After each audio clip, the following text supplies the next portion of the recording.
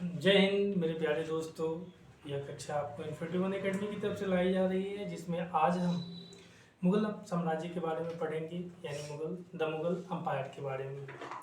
यह कक्षा बिल्कुल निःशुल्क है और यह उन सभी विद्यार्थियों के लिए है जो जनरल कंपटीशन की तैयारी करते हैं या एकेडमिक लेवल में है, उन सब के लिए होगी। जिसमें आज हमें मुगल अंपायर में पढ़ना है, जितने किस तरह से मुगल की सत्ता भारत में आती है, मुगल कौन थे, इन सारे पहलुओं पर आज हमको अध्ययन करना है। ध्यान दीजिएगा। पहले शुरुआत करते हैं कि अपने पूर्ववर्तियों के विपरीत मुगलों ने एक साम्राज्य की स्थापना की और वह अपने पूर्ववर्तियों के विपरीत मुगलों ने एक साम्राज्य की स्थापना की और वह कार्य पूरा किया जो अब तक केवल छोटी अवधियों के लिए ही संभव जान पड़ता था।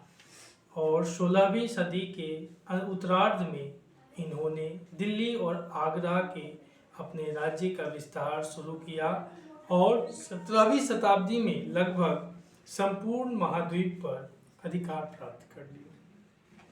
यह घटना, अगर हम मुगल की बात करते हैं, जो मुगल थे 1526 से लेकर के 30, उसके बाद अगर बात करते हैं,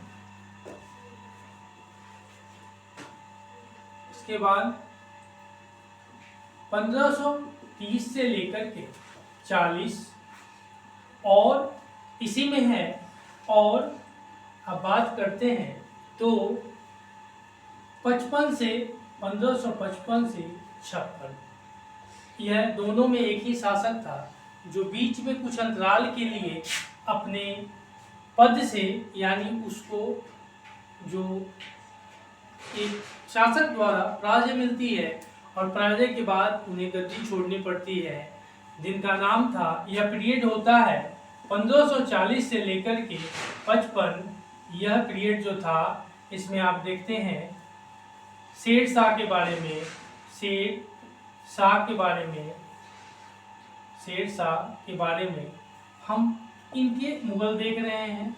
उन्हीं के बीच में शॉर्ट टर्म के लिए इनका भी पीरियड आता है, ठीक है। आगे देखिएगा। उसके बाद फिर 16वीं सदी, ठीक है, कहा क्वाइट इन कॉन्ट्रास्ट देयर उसके बाद predecessors the Mughals created an empire and accomplished what had neither to seemed possible for only short periods of time. From the latter half of the 16th century, they expanded their kingdom. From the 16th century, they expanded their kingdom from Agra and Delhi until in the 17th century they controlled nearly all the subcontinent, जिसको भारतीय महाद्वीप कहा जाता था। आगे देखिए, आज भारत के प्रधानमंत्री स्वतंत्रता दिवस पर मुगल शासकों के निवास स्थान दिल्ली के लाल किले के प्राचीर से राष्ट्र को संबोधित करते हैं। जो लाल किला है, यह शाहजहां द्वारा बनवाया गया था। तकरीबन 6 साल लगे थे इसको बनवाने में। ध्यान दीजिएगा। Today the prime minister of India address the nation on Independence Day from the रैम्पार्ट्स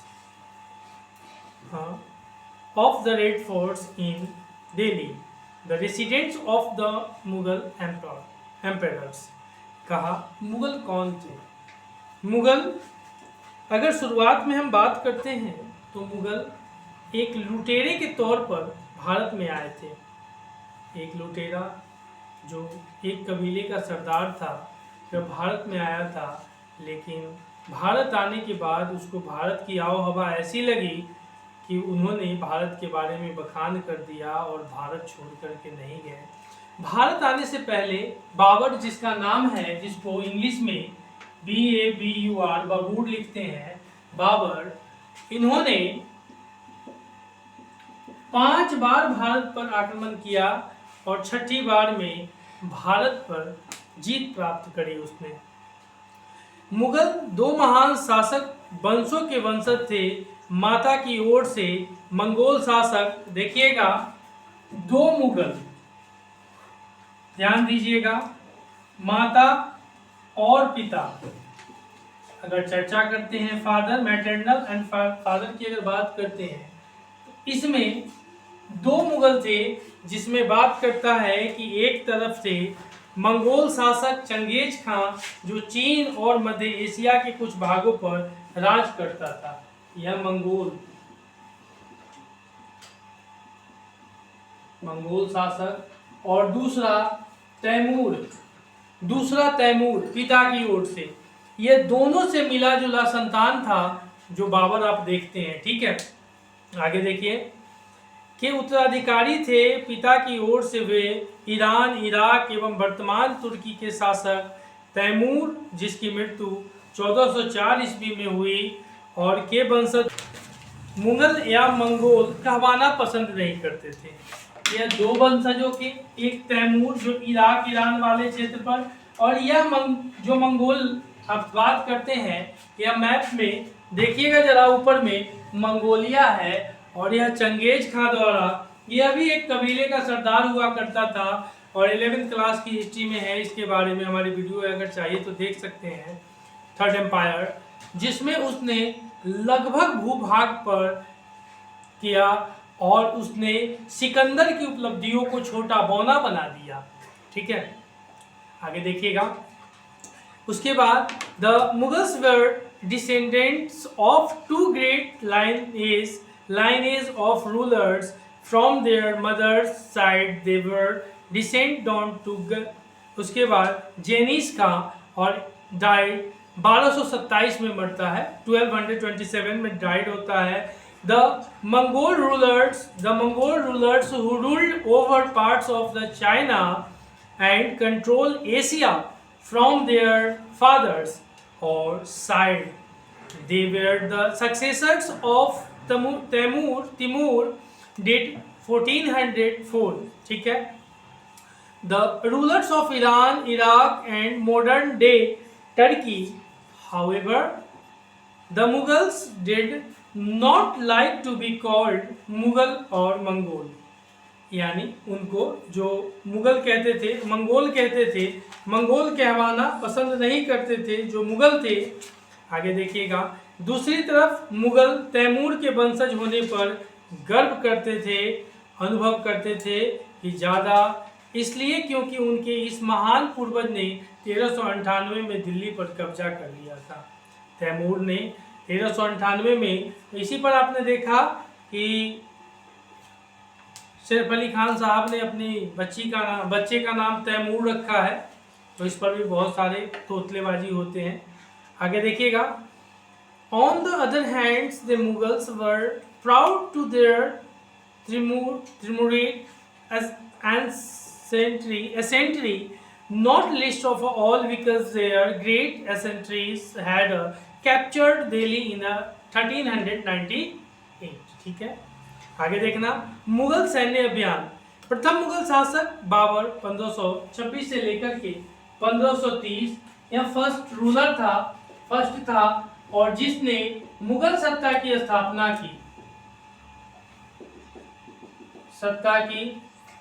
स्थापना की, यानी मुगल सत्ता के संस्थापक बाबर थे। ठीक है, और बादशाह इनके आगे जो लगता था, आगे बताते हैं, चलिए फिर देखिएगा। प्रथम मुगल शासक बाबर 1526 से लेकर के 1530 ने जब 1494 में फरगाना राज्य का उत्तराधिकारी प्राप्त किया, यानी 1494 में यह फरगाना का शासक बनता है। फरगाना का शासक बना, यह फरगाना का शासक बनता है, और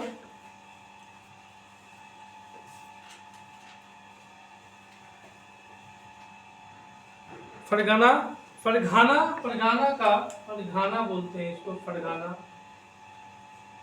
फरगाना का शासक बनता है, और उत्तराधिकारी प्राप्त किया तो उसकी उम्र केवल 12 वर्ष थी और वह एज इसका मात्र उस समय 12 वर्ष की आयु में यह गद्दी पर बैठता है।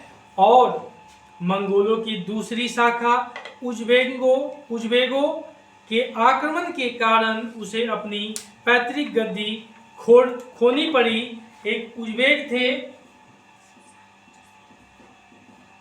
उज्बेगों के कारण यह जो शासक बना था फरगना का, यह इसको खोना पड़ा। ठीक है। और अनेक वर्षों तक भटकने के बाद उसने 1504 में काबुल पर कब्जा कर लिया और बहुत लगभग भटकते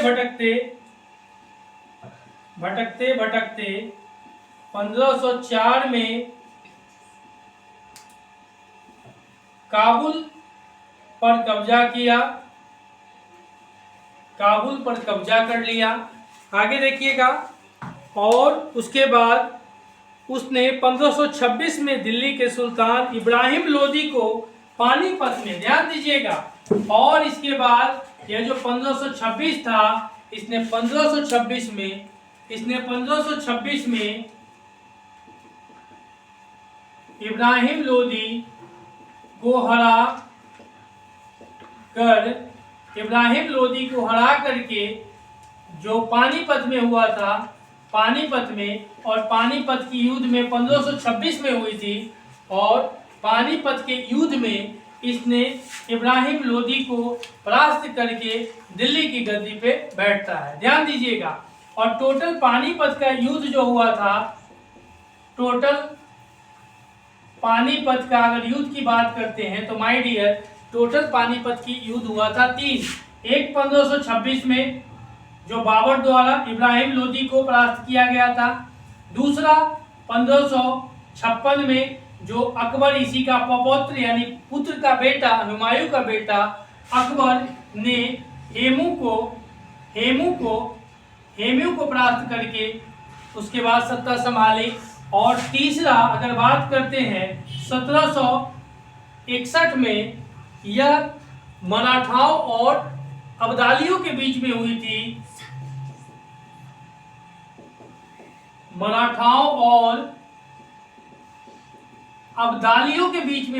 ध्यान दीजिएगा। और इसमें पहले वाले में बबूर जीता, है, ध्यान दीजिएगा। पहले वाले में बबूर जीता, दूसरे वाले में अकबर जीता, और तीसरे वाले में मराठाओं की हार हुई और अब्दाली जीतता है। यहाँ पे पानीपत के टोटल 3 युद्ध हुए हैं। चलिए, और पानीपत में हराकर और दिल्ली और आगरा को अपने कब्जे में कर लिया। किसने? बाबर ने। फर्स्ट बैटल ऑफ पानीपत 1526, ठीक है। सेकेंड बैटल ऑफ पानीपत 1556 और third battle of Panipat 1761, Marathas and Abdali versus Abdali, ठीक है। Victory of Abdali, Maratha was defeated, ठीक है। आगे देखिएगा। Babur the first Mughal empire 1526-1530 succeeded to the throne of Fargana, or in 1494, when he was only 12 years old, he was forced to leave his ancestral throne due to the invasions of another Mongol group, the Uzbeks. After years of wandering, he seized Kabul in 1504. फिर कहा in 1526 he defeated the Sultan of Delhi, Ibrahim Lodi, at Panipat and captured Delhi and Agra, ठीक है। आगे देखिएगा। 16वीं शताब्दी के युद्ध में तोप और गोलीबारी पहली बार इस्तेमाल हुई और बाबर ने इनका पानीपत की लड़ाई में प्रभावी ढंग से प्रयोग किया। और कैनस were an important additions in the 16th century warfare. Babur was them effectively in the first battle of Panipat. यह पहला युद्ध था जो पानीपत का पहली बार भारत में तोप का यूज किया गया था, तोपगंजियों का यूज किया गया था, और इससे पहले किसी ने भी तोप का यूज नहीं किया था। ठीक है। उसके बाद कहता है मुगल सम्राट प्रमुख बाबर 1526 से लेकर के अभी बताया, ध्यान दीजिएगा। अगर चर्चा करते हैं बाबर, पहला शासक बाबर,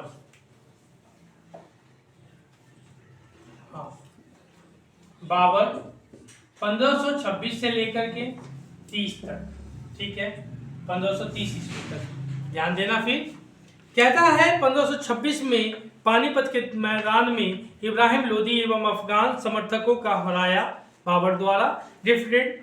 1527 में खानवा यानी खानवा में राणा सांगा राजपूत राजाओं को हराया। तो याद रखिएगा यहाँ पे, इसमें पानीपत में आपने देखा किसको हराया, पानीपत में इब्राहिम लोदी को। तो इसके बीच में हुआ इब्राहिम लोदी और बाबर के बीच में। दूसरा युद्ध इसका 1527 में हुआ। यह युद्ध हुआ, यह जो वॉर हुआ, यह खानवा के युद्ध में इसने किसको, राणा सांगा को पराजित किया। उसके बाद 1528 में चंदेरी के युद्ध में, जो चंदेरी है, चंदेरी के युद्ध में राजपूतों को, यहां भी राजपूतों को हराया और अपनी मृत्यु से पहले दिल्ली और आगरा में मुगल नियंत्रण स्थापित किए। तो बाबर द्वारा यह युद्ध लड़े गई थी, यह बाबर द्वारा युद्ध थे उसके जो लड़े गए थे। आगे देखिएगा। फिर देखिएगा Mughal empire's major campaigns and the extend. इसमें बाबर, इसमें आप देखते हैं यही है जो इब्राहिम लोदी वगैरह जितने भी थे उनको हराने का काम करा। फिर हुमायूं 1530 से 1540। अब हुमायूं देखते हैं। हुमायूं 1530 टू 1540 एडी, ध्यान दीजिएगा। यह दूसरा बारिश था, मुगल का यह दूसरा बारिश था। इसने क्या करा, हुमायूं ने अपने पिता की बस्तियों वसीयत के अनुसार जायदाद का बंटवारा किया और प्रत्येक भाई को एक एक प्रांत मिल गया। Humayun divided inheritance according to the will of his fathers, his brothers were each given a province. ठीक है, ए प्रोविंस, अगर प्रोविंस जिसको कहते हैं प्रोविंस। ठीक है। शेर खान ने हुमायूं को 2 बार हराया, एक 1539 में चौसा के युद्ध में और 1540 में कन्नौज के युद्ध में। तो ये 2 युद्ध आपके लिए महत्वपूर्ण होते हैं, जो हुमायूं और शेरशाह अगर बात करते हैं, जो शेरशाह द्वारा लड़ा गया, इसको शेर खान बोलते थे, शेर खान। तो विक्ट्री दोनों बार इसी की होती है और दोनों बार इसमें 2 युद्ध हुए। एक युद्ध की अगर बात करते हैं चौसा की युद्ध 1539 में, दूसरा अगर बात करते हैं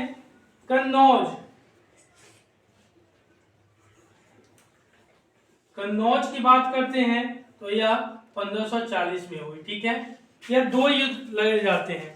उसके बाद फोर्सिंग हिम फील ईरान, और ठीक है, ईरान वह भाग जाता है। कौन, जो हुमायूं होता है वह ईरान भाग जाता है, और अंत में वह आप देखते हैं कि ईरान में हुमायूं ने सफाविद शाह की मदद ली और उसने 1555 में दिल्ली पर पुनः कब्जा कर लिया।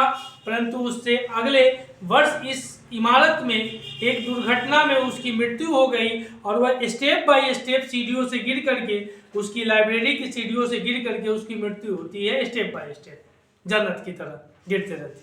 आगे देखिएगा फिर क्या होता है। इन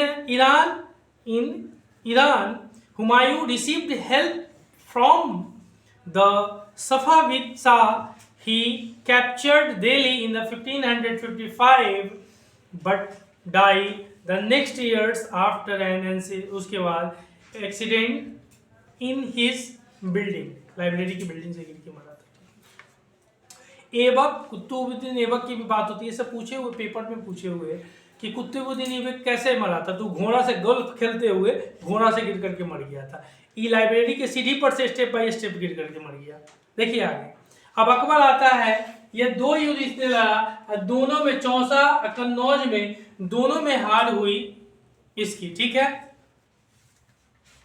आगे देखिएगा, उसके बाद अकबर 1526 से 1605, आप देखिएगा थर्ड है अकबर।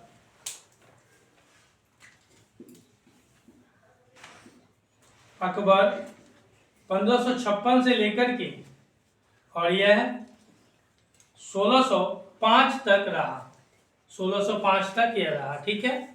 देखिए 13 वर्ष की आयु में बना, इसका दादा 12 वर्ष की आयु में और यह 13 वर्ष की आयु में बना, 13 वर्ष की आयु में। और महाराणा प्रताप की आयु उस समय 15 साल थी। उसके बाद ध्यान दीजिएगा, कहता है 3 अवधियों में विभाजित, कहा 13 वर्ष की आयु में अकबर सम्राट बना और इसके शासन काल को 3 अवधियों में विभाजित किया जा सकता है। पहला 1526 से 70 और इसके जो शासन काल है इसको 3 अवधियों में विभाजित किया गया है। ध्यान दीजिएगा, अगर बात करते हैं 3 पीरियड इसके किए गए हैं। एक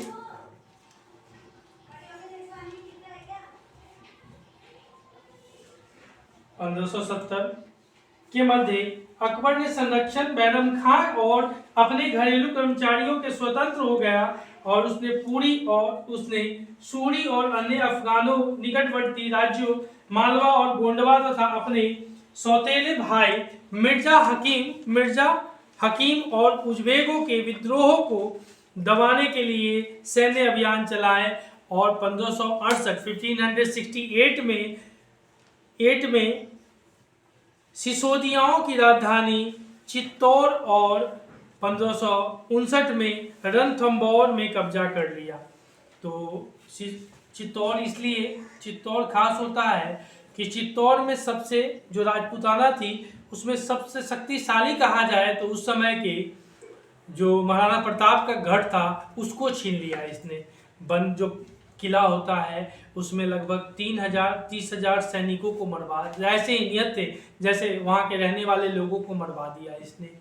और 4 महीने वह युद्ध लड़ी गई थी चित्तौड़ वाली, जिसमें लाखों लोग, जिसमें राजपूत भी इसका साथ दिया था, लाखों लोग उसमें भाग। चलेगा अकबर 1526 से 1605 Akbar was 13 years old when he becomes emperor.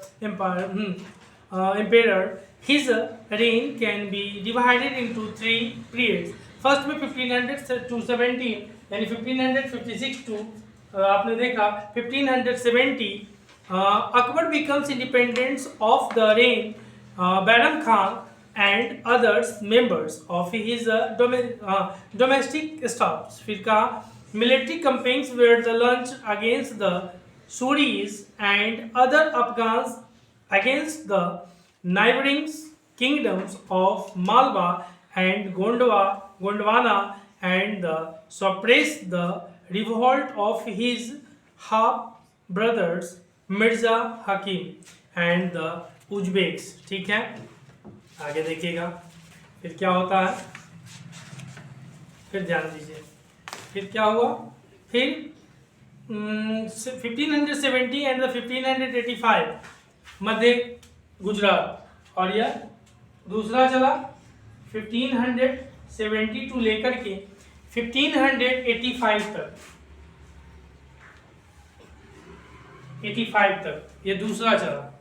ठीक है, 3 चरणों में बांटा गया है, यह सेकेंड फेज इसका हुआ। ध्यान दीजिए इसमें क्या कहता है, यह गुजरात के विरुद्ध सैनिक अभियान हुए और इन अभियानों के पश्चात उसने पूर्व में बिहार, बंगाल और उड़ीसा के अभियान चलाए, जिन्हें 1579 से लेकर के 80 में मिर्जा हाकिम के पक्ष में हुए विद्रोह ने और जटिल कर दिया। ठीक है, मिर्जा हाकिम के विद्रोह में जो विरोध में जो विद्रोह हुआ था उसको और कठिन बना दिया। और 1517 to 1585 military campaigns in the Gujarat were followed by the campaigns in the east in Bihar, Bengal and Odisha. The campaigns were complicated by the 1579 to 80 revolt in the support of the Mirza Hakim. ठीक है, आगे देखिएगा। हाँ, फिर कहता है 1585 to 1506। अब दूसरा चला है 1585 से, तीसरा 1585 टू 1605, यह उसका अंतिम काल था। यानी अकबर के काल को 3 कालक्रमों में हम लोग बांट करके, पार्टीशन करके पढ़ते हैं। इसमें क्या हुआ, ये मध्य अकबर के साम्राज्य का विस्तार हुआ और उत्तर पश्चिम में अभियान चलाए गए और सफाविदों को हरा करके पश्चिम में अभियान चलाए गए और सफाविदों को भी जोड़। उसके बाद देखिए क्या कहता, हराकर कंधार पर कब्जा किया गया और कश्मीर को भी जोड़ लिया गया। अकबर के समय कश्मीर को भी जोड़ा गया और मिर्जा हाकिम की मृत्यु के पश्चात काबुल को भी अब उसने अपने राज्य में जोड़ लिया। काबुल, कौन काबुल? अफगानिस्तान की राजधानी कहाँ? पाकिस्तान की। नोट्स से देख लीजिएगा, आप चेक कर लीजिएगा कहाँ है। एक पेज में इसके बारे में लिख के लाइएगा, हाफ पेज में। चलिए आगे बढ़िएगा। फिर देखिए क्या कहता है कि जहांगीर का काल आता है 1605 से 1600 साल का, नोट कर लीजिएगा। या थर्ड शासक, फोर्थ शासक हो गया, या फोर्थ शासक हो गया मुगल का, ठीक है। तो जहांगीर 1605 से 1627 मेवाड़ के सिसोदिया शासक अमर सिंह ने मुगलों की सेवा स्वीकार की और महाराणा प्रताप का बेटा था अमर सिंह, और अमर सिंह कहा जाता है कि बहुत समय तक लड़ा, लेकिन फिर भी अंत में जाकर के इसके जहांगीर के शासनकाल में वह आत्मसमर्पण कर देता है। लेकिन अकबर अपने जीते जी कभी आत्मसमर्पण नहीं किए, सॉरी, महाराणा प्रताप अपने जीते जी कभी आत्मसमर्पण नहीं किए, लेकिन यह कर देता है अमर सिंह, उन्हीं का लड़का। सेवा स्वीकार की और इसके बाद सिखों, अहोमों और अहमदनगर के खिलाफ अभियान चलाए गए जो पूर्णतः सफल नहीं हुए।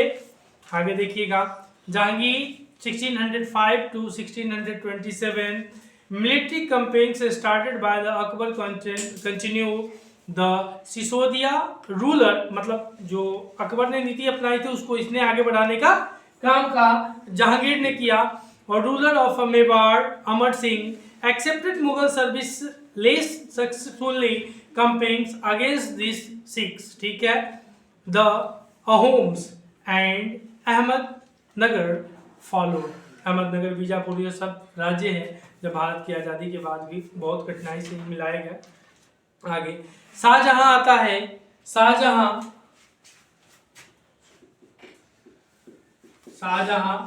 यह आप देखते हैं 1627 से लेकर के इसका जो पीरियड होता है 1658 तक होता है, 1658 ईस्वी तक होता है।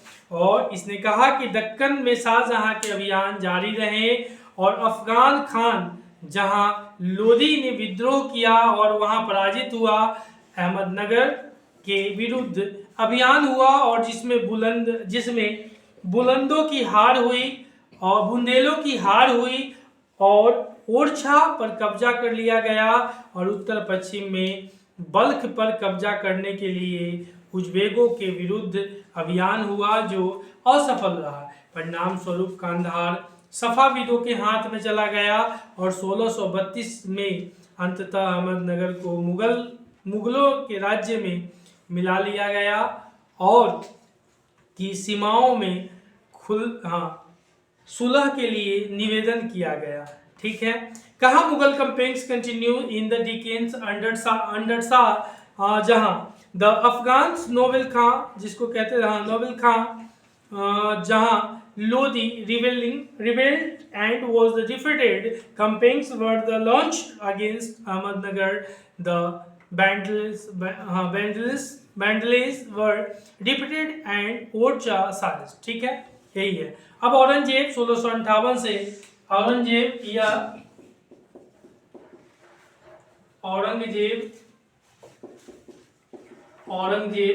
यह आप देखते हैं 1658 से लेकर के 1707 तक चलता है। 1658 टू 1707 यह मुगल सत्ता समाप्त, एंड।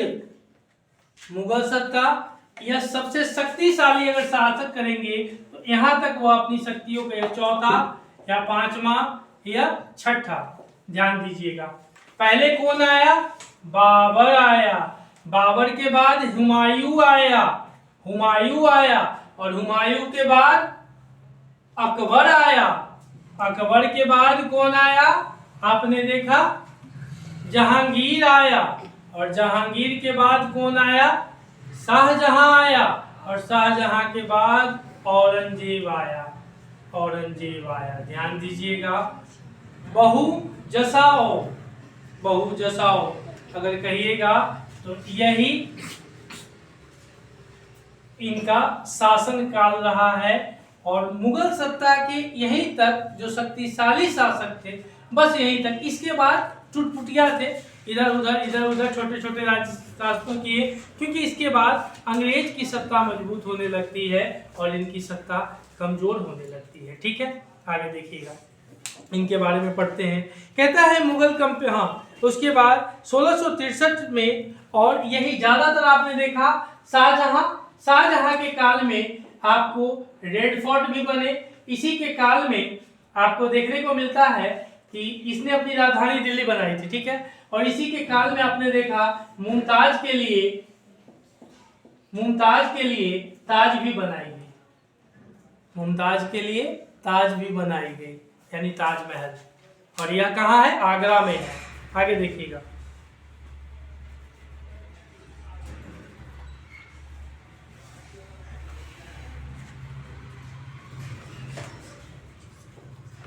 चलिए 1663 में उत्तर पूर्व में अहोमों की पराजय हुई, परंतु उन्होंने 1680 में पुनः विद्रोह कर दिया और उत्तर पश्चिम का इलाका था, ध्यान दीजिएगा, उत्तर पश्चिम में यूसुफ जई और सिखों के विरुद्ध अभियान को अस्थायी सफलता मिली। चलिए 1685 में बीजापुर और 1687 में गोलकुंडा को मुगलों ने अपने राज्य में मिला लिया। 1698 में औरंगजेब ने दक्कन में मराठों जो छापामार यानी गोरिल्ला वॉर जो करते थे, गोरिल्ला युद्ध लड़ते थे, छापामार पद्धति का उपयोग करते थे और के विरुद्ध अभियान का प्रबंध स्वयं किया। आगे देखिएगा, फिर कहता है Bijapur was the annexed in the 1685 and Golconda in the 1687. From 1698, Aurangzeb personally managed campaigns in the Deccan against the Maratha, who started guerrilla war. ठीक है, आगे उसकी मृत्यु के पश्चात उत्तराधिकारी के लिए युद्ध शुरू हो गया और his death was followed by a succession conflict among of the his son, उसके बेटों के बीच में। आगे देखिए, उत्तराधिकारी की मुगल परंपराएं, मुगल ज्येष्ठाधिकार के नियम में विश्वास नहीं करते थे, जिसमें ज्येष्ठ पुत्र अपने पिता के राज्य के उत्तराधिकारी होता था और उसके विपरीत उत्तराधिकारी में वे शहदायार की मुगल और तैमूर वंशों की प्रथा को अपनाते थे।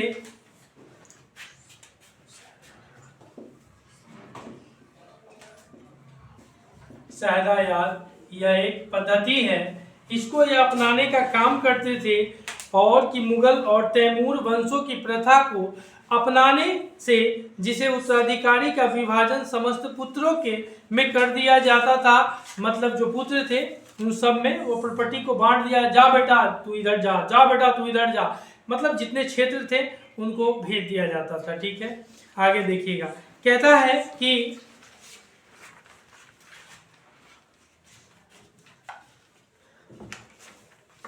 ध्यान दीजिएगा, कहता है मुगलों के अन्य शासकों के साथ संबंध, जब मुगल शक्तिशाली हो गए तो अन्य कई शासकों ने स्वेच्छा से उनकी सत्ता स्वीकार कर ली। राजपूत इसका एक अच्छा उदाहरण है और उन्होंने मुगल घराने में अपनी पुत्रियों के विवाह करने उच्च पद प्राप्त कर, परंतु कईयों ने विरोध भी जारी रखा। ठीक है, उसी चीज को कहा, but as the Mughals becomes powerful, जब Mughals become the powerful, many जोरेंस of merge of Mughal empire. Examples of Rajputanas, बहुत सारे ऐसे लोग हुए जो उसमें आकर के मर्ज हो गए। क्यों? और अपनी जो डॉटर होती थी उनके साथ विवाह कर दिए मुगलों के साथ। क्यों? इसके कारण क्या था उसके स्थिति आपने देख लिया। हमने देखा कि Mughal relations with the others rulers के साथ भी हमने देखा, मुगल के अन्य शासकों के साथ संबंध भी हमने देखा। अब देखते हैं मनसबदार और जागीरदार के कैसे थे। जैसे जैसे साम्राज्य में विभिन्न क्षेत्र सम्मिलित होते गए हैं वैसे वैसे मुगलों ने तरह तरह के सामाजिक समूहों के सदस्यों को प्रशासन में नियुक्ति करना आरंभ कर दिया। आगे देखिएगा। फिर मनसबदार शब्द का प्रयोग ऐसे व्यक्तियों के लिए होता था जिन्हें कोई मनसबदार यानी कोई सरकारी हैसियत अथवा पद मिलता था, उन्हीं को मनसबदार कहते थे। फिर कहा मनसबदार अपने सवारों को निरीक्षण के लिए लाते थे, वे अपने सैनिकों के घोड़ों को दगवाते थे एवं सैनिकों का पंजीकरण करवाते थे, उनके ऊपर भी होता था। मनसबदार लेके आते थे मुगल दरबार में। आगे मनसबदार अपना वेतन राजस्व एकत्रित करने वाली भूमि के रूप में पाते थे और जिन्हें जागीर कहते थे और जो तकरीबन इक्ताओं के समान होता था। एक जागीर जैसे कुछ संपत्ति का दे दिया गया कि इतना क्षेत्र आप उसको संभाल करके रखो और उससे हमको टैक्सेस जो भी है टैक्सेशन ला करके दो। आगे अकबर के शासनकाल में इन जागीरदारों का सावधानी पूर्वक आकलन किया जाता था और ताकि इनका राजस्व मनसबदार के वेतन के तकरीबन बराबर रहे। औरंगजेब के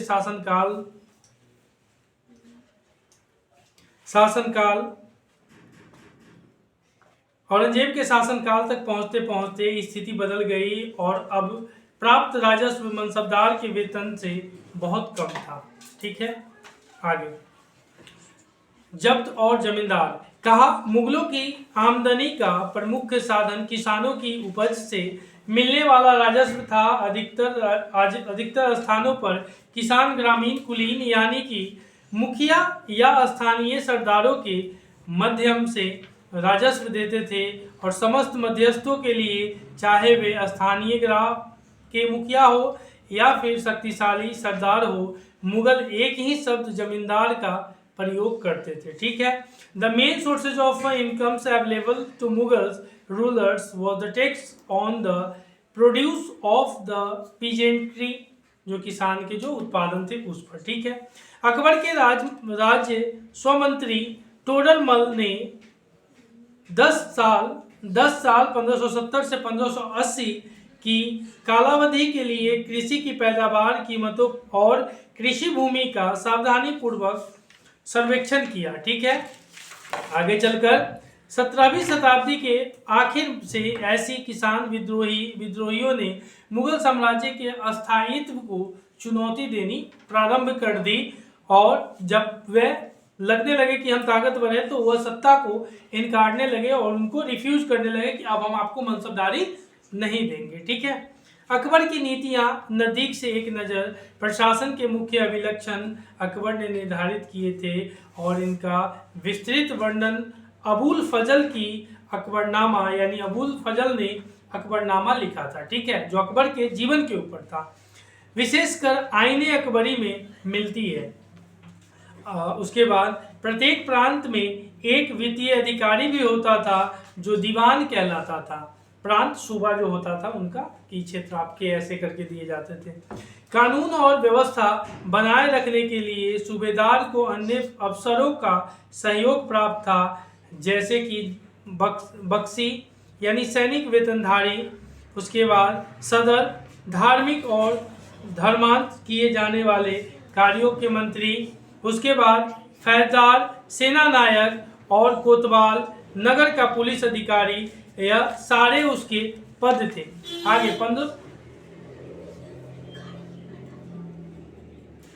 1570 में अकबर जब फतेहपुर सिकरी में था तो उसने उलेमा, ब्राह्मणों, जेविस्ट पादरियों जो रोमन कैथोलिक थे और जरदुश्त धर्म में अनुयायियों के साथ धर्म के मामलों पर चर्चा शुरू की। ये चर्चाएं इबादत खाना में हुई और अबुल फजल ने सुलह ए कुल के इस विचार पर अधिकार शासन दृष्टि बनाने में अकबर की मदद की और शासन के इस सिद्धांत को जहांगीर और शाहजहां ने भी अपनाया। ये देखिएगा, शाहजहां के शासनकाल के 20वें वर्ष के दस्तावेज से हमें पता चलता है कि ऐसे मनसबदार जिनको उच्चतम पद प्राप्त था कुल 8000 में से 445 ही थे। The Mughal empire in the 17th century and after documents from the information in 12th years of Shah reign inform us that the highest rankings mansabdars were only 445 in number out of the total of 8000। ठीक है, मतलब ये 8000 में केवल 445 ऐसे थे जिनको higher post मुहैया करवाई गई थी। आगे, मुगलों के कुलीन वर्ग के हाथों में बहुत धन और थे जिनके कारण 17वीं सदी के अंतिम वर्षों में वे अत्यधिक शक्तिशाली हो गए। The enormous wealth and resources commanded by the Mughal elite mud them an extremely powerful group of people in the last 17th century। यह अध्याय आपकी समाप्त होती है। पुनः हम दूसरी कक्षा में आपसे मिलेंगे। जय भारत, जय हिंद।